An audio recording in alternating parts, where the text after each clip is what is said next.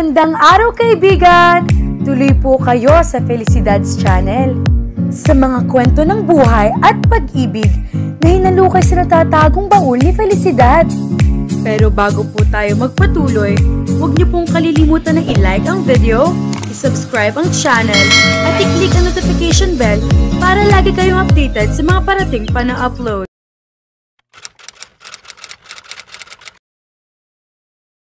Naitakda agad ang kasal ni Gray at Paula at gaganapin iyon sa darating na buwan.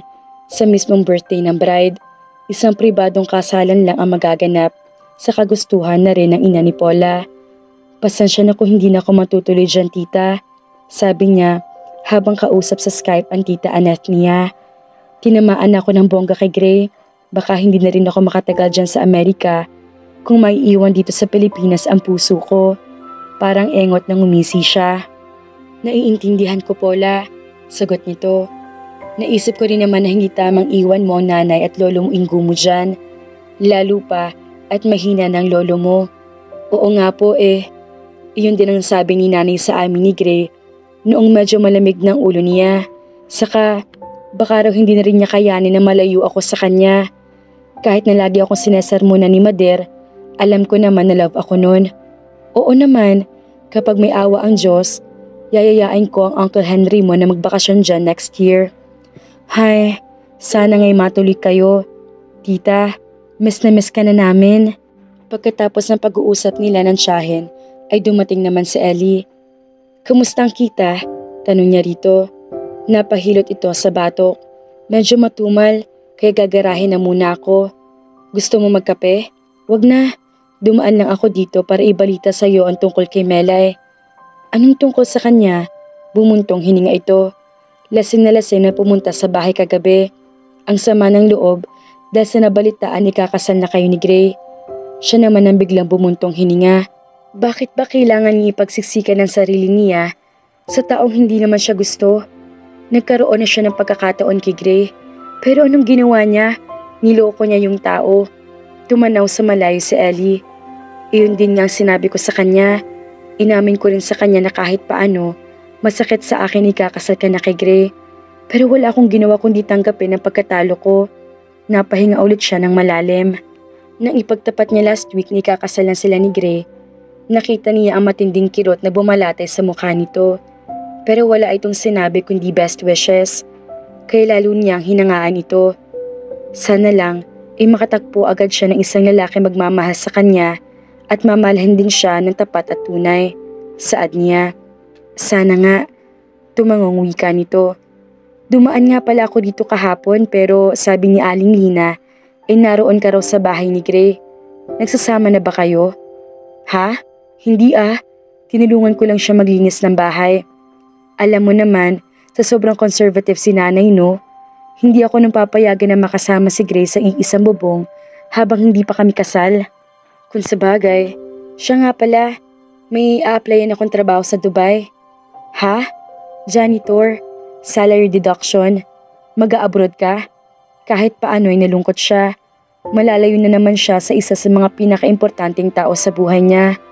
Oo, sa totoo lang, masakit din para sa akin na mapunta ka na sa ibang lalaki. Mas mabuti siguro na lumayo ako para kahit paano ay makalimot ako. Malay natin, maraming Pinay sa Dubai. Baka doon ko mahanap ang babaeng para sa akin. Mamimiss kita, sabi niya. Ako rin. Basta kahit may asawa ka na wag mo kong kakalimutan ha. Oo naman, yumakap siya rito. Kinagabihan ay dumalaw si Gray sa bahay ni Paula. May dala itong isang box ng family-sized pizza. Kumusta ang mahal ko? Nakangiting tanong nito pagkatapos siyang bigyan ng smack sa mga labi. Okay lang. Ikaw, kumusta ang trabaho? Okay lang din. Pasya tayo bukas kay Tita Tina. Sige ba? Kinabig siya nito at saka binulungan. Baka pwedeng makiusap ako kay nanay na doon ka matulog sa bahay ngayon. Natawa siya. First time niyang narinig na tinawag nito ng nanay ang kanyang ina. Dinaan na lang niya sa biro ang kilig na bigla niyang nadama. Hoy, Greco ha, magtigil ka at walang mangyayari sa iniisip mong yan.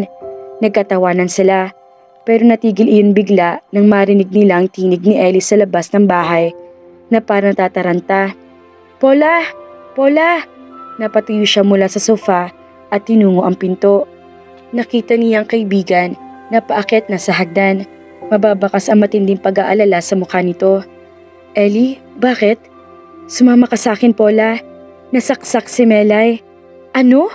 Mabilis sa sumugod sila sa ospital kasama si Greco. Nasa emergency room si Melay. Ang umiiyak na ina nito na si Aling Tasing ang nagkwento sa kanila ng buong pangyayari. Biglang nagpakita si Hapon sa bahay. Noong una, maayos naman ang pag-uusap nila ni Melay Iyon pala may ibang motibong hayop na yon. Nang iwan ko sila sa sala para ipagtimpla ng kape si Hapon, bigla ko nilang narinig na sumigaw ang anak ko. Pagtakbo ko pabalik sa sala, nakahandusay na si Melay at duguan ng tagiliran. Si Hapon naman ay bigla nalang umalis. Diyos ko, bulalas niya. Tuloy na lusaw ang galit niya kay Melay at nanaig ang pag-aalala niya sa nangyari dito. Nai-report niyo ba agad ito sa pulisya, Aling Tasing? Tanong ni Gray. Baka ang mga kapitbahay. Inuna ko kasing dalhin dito sa ospital si Melay. May alam po ba kayo kung saan siya posibleng tumuloy pagkagaling sa bahay niyo? Mayroon. May kaibigan siya sa Alabang na Hapon din. Pwede ko bang makuhang address? Ibinigay iyon ni Aling Tasing. Aalis na muna ako para asikasuhin ang pagpapahuli sa Hapon na iyon. Paalam ni Gray pagkatapos isave ang address sa cellphone nito. Oo nga, baka makalabas agad ng bansa iyon. Sang-ayon niya. Nagpaiwan sila ni Ellie sa ospital para samahan si Aling Tasing.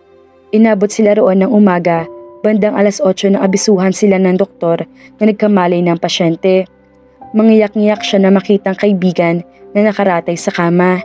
Hindi niya napigilan ng sarili at niyapos niya ito ng mahigpit. Napaiyak din si Melay. Paula, shh, huwag ka na magsalita. Saway niya dito. Mabuti at ligtas ka sa panganib. Hindi ka galit sa akin? Umiling siya. Kalimutan na lang natin ang nakaraan, okay? Magkaibigan pa rin tayo, alam mo yan. Marami na tayong pinagdaanan. Patawarin mo ko sa mga naging kasalanan ko, Paula. Patawarin niyo ako ni Gray. Ang sama-sama akong kaibigan sa'yo. Humagulhol na bulalas nito. Inalo-alo ni Aling Tasing ang anak. Anak, huwag ka nang umiyak. Magpagaling ka muna. Tama si Aling Tasing, Melay, sabi ni Ellie. Mabuti pa umuwi na tayo, Paula, para makapagpahinga si Melay saka tayo rin. Tama si Ellie, Paula, anang matanda. Wala pa kayong tulog. Ako nang bahala kay Melay dito. Sige po, sang-ayon niya. Dadalaw na lang ulit kami mamayang hapon. Magpagaling ka, Melay, ha? Kailangan masigla ka na pagbalik namin dito mamayang hapon. Tumango ito. Nilisan nilang ospital na hindi na ulit nagpakita ang nobyo niya. Hindi agad siya nakatulog pag uwi sa bahay niya. Hindi kasi siya mapakali, lalo pa at hindi niya makontak ang cellphone ni Gray. Naka-off marahil iyon. Sinubukan din niyang kontakin ang numero ni Henzon pero nagdiring lang ng iyon at hindi nito sinasagot. Gigisingin na lang kita pag dumating si Gray, anak, sabi ng kanyang ina. Tumalima siya. Ngunit halos 3 oras lang ang naitulog niya. Pagkagising niya, ay may balita agad sa kanya ang nanay niya. Tumawag si Gray sa akin kanina, anak. Nasa ospital daw si Henzon, nabaril. Ho? Tinanong ko kung ano nangyari pero saka na lang daw siya magpapaliwanag. Tinanong ko siya kung gigisingin ba kita o hindi. Sabi niya ay wag na lang. Uuwi rin naman daw siya mamayang alas 6 at dadiretso rito. Pasado alas 6 nga ng hapon nang dumating si Gray. Ngarag na ngarag ang itsura nito. Diyos ko, ano ba nangyari? Tanong agad niya. Nasa po nito ang noo. Nagkabarilan ng i-raid namin ang bahay ng Hapon na pinagtataguan ng asawa ni Melay sa Alabang. Nadaplisan sa baywang si Hezon. Raid? Bakit kasama kayo sa raid? Bakit hindi niyo lang hinayaan ng mga pulis na gawin iyon? Bumuntong hininga ito at matagal na napatidig sa kanyang muka. Saka ginagap ang kanyang kamay. Mahal, ito na siguro ang tamang pagkakataon para ipagtapat ko ang lahat sa iyo. Ang tungkol sa tunay kong pagkatao. Lumalim ang pagkakakunot ng noo niya. Tila may kabang biglang bumundo sa kanyang dibdib. Pakiramdam niya ay hindi niya magugustuhan ang susunod na sasabihin nito. Nagpatuloy ito. Noon ko pa gustong ipagtapat ang lahat-lahat sa iyo pero naunahan ako ng pangamba na baka sumama ang loob mo dahil matagal ako naglihim sa iyo. Pero sa pagkakataong ito ay kailangan mo na talagang malaman. Sasabihin ko rin naman talaga sa iyo ang lahat kapag kasal na tayo. Pero hindi na ako maghihintay. Ayoko na maitatago pa ako sa iyo. Muli itong bumuntong hininga at saka nagpatuloy. Natatandaan mo pa siguro na ang tawag sa akin ni Kisha noon, pati ng pamilya niya, ay Adele. Kaya kinilangan kong gumamit ang peking pangalan ay dahil nasa isang undercover mission ako noon kay Kisha Zen.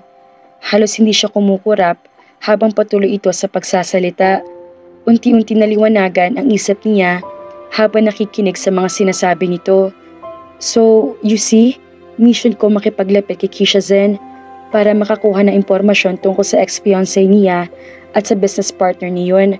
Pagtatapos nito, parte ng trabaho ko, napamaang siya. Parang hindi pa rin niya absorb ang mga isiniwalat nito. Kung ganoon, hindi mo talaga girlfriend si Kisha? Ganoon ba yun? Tumango ito. Kinailangan ko lang makipaglapit sa kanya. Ligawan siya kunwari para makuha ko ang tiwala niya at makakuha ako ng mga impormasyong kailangan ko. Niyaya ko siya sa Boracay dahil kasama iyon sa plano namin ng team. Nang malaman namin na ang ama pala ni Kisha ay half-brother ng drug lord na pumatay sa papa ko, nagbago kami ng strategy.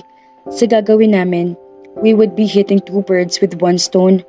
So naging mas drastic ang pagpaplano hanggang sa mauwi na sa peking kasalan. Napailing siya, parang pelikula sa loob-loob niya. Tapos, nangyari ngang hindi inaasahan. Nabaril si Kisha ng araw na yon. Naging busy kami sa pag-iimbestiga. Napatunayan namin na tamang suspetsya namin na ang nagpapatay kay Kisha ay iyong dating boyfriend niya. Diyos ko, iyon ang dahilan kung bakit halos ilang buwan mo akong hindi nakita na makalaya ka sa kulungan. Nagpunta ako sa Zamboanga para sa burol kunwari ni Kisha. Pero sabi ay nakremate na raw si Kisha at pumunta na sa Malaysia ang ama niya. Ang totoo nun, nakipagtulungan ako sa NBI para mahuli si Patrick Delen. Kailan nga lang sila tuluyang nahuli.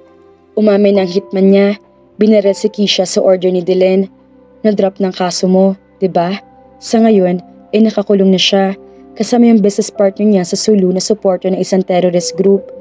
Hindi mo nabanggit sa akin noon na pinatay pala ang papa mo, komento niya. Oo, minabuti kong huwag nalang ikwento sa'yo dahil ayoko mag-usisa ka kung bakit siya pinatay.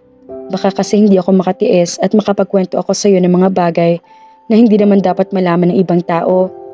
Ang dahilan kung bakit nagpunta ako sa Malaysia last month ay para sumama sa manhunt operation laban sa tiyuhi ni Kisha na matagal na nagtatago. Sa awa ng Diyos, naging successful ang operation. Nakakulong na rin ngayon ang taong pumatay sa aking ama. Napasandal siya sa sofa na kinuupuan nila ni Gray. Hindi niya maipaliwanag ang nararamdaman ng mga sandaling iyon. Sobrang delikado pala ng trabaho mo. Nag-aalalang sabi niya. Inakbayan siya nito. Huwag mong isipin yan, mahal. Kahit delikado ang trabaho ko, nag-iingat naman ako lagi. At si Henzon, hindi nag-iingat, kaya siya nadisgrasya. Paano kung mangyari din ng ganoon sa'yo? Okay na siya ngayon, natanggal ng bala sa katawan niya. Kahit na, hindi mo masasabing hindi mangyayari ang ganoon sa'yo, Gray. Napatuyo siya at emosyonal na nang harapin ito. Gray, gusto ko na nakatutulong sa mga taong nangangailangan, pero hindi sa ganitong paraan. Delikadong trabaho mo. Ayoko na kapag may sarili na tayong pamilya, isa ka biglang mawawala sa akin. Sa amin ng mga magiging anak mo, kung sakali. Tumayo rin ito at kinabig siya para yakapin. That won't happen, love. Believe me. Nakahanda ako mag-resign sa trabaho kapag kasal na tayo at magiging ordinaryong mamamayan na lang. Pwede tayo magtayo ng sarili nating business at ikaw ang gagawin kong PA/secretary. How about that? Bigla nag-umapaw sa kaligayahan ng puso niya. Tuloy nawala ang lahat ng takot sa dibdib niya. Niyapos niya ito ng mahigpit hanggang sa magtagpo ang kanilang mga labi. Ngayong alam na ni Paula ang tungkol sa trabaho ni Gray, mga ka-Felicidad, dapat ba siya makampante? Or baka naman may kapahamakan pa naghihintay? Kaya naman, abangan!